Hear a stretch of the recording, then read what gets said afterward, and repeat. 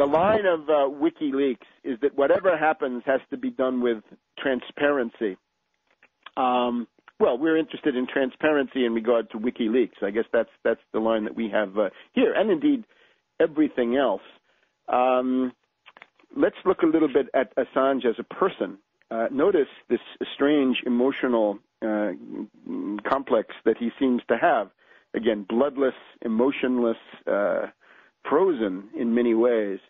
What's his background? Well, according to the New York Times, Wikipedia, others, he lived the life of a nomad even before he became a computer hacker in the 1990s. He grew up with parents who were part of a touring theater company. Sounds a little bit like Molière, but always moving around, attending 37 schools during the time that he was growing up.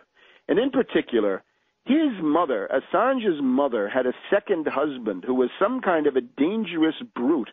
And we're told in Wikipedia that Assange grew up on the run from the father of his half-brother, who was a member of the Anne Hamilton Byrne cult of Melbourne, Australia. What was the Anne Hamilton Byrne cult? Well, again, according to the Wikipedia article on that, the Anne Hamilton Byrne cult, it was a cult which used LSD and a whole array of psychopharmaca on little children. In other words, systematic child abuse through psychopharmaceutical means. Children were administered LSD and other psychopharmaca. They were then left alone in a dark room. I think the emotional complexion that you see with Assange might be coherent with somebody who got LSD at an early age and was left alone in a dark room. Who knows?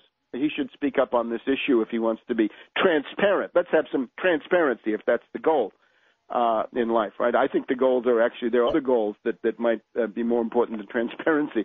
But in his case, he says it, so you want to live by it. He is a picaresque agent in that sense, constantly moving through the landscape. My question to him again, who pays you?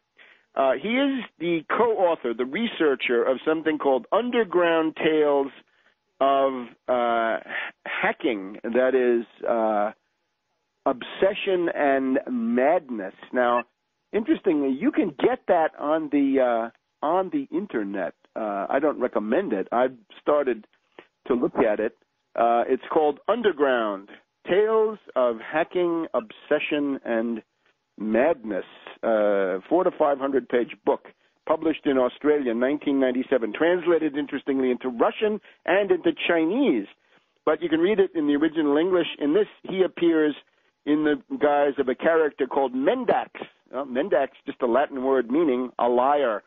So his self-image is that of a liar. Interesting, if true.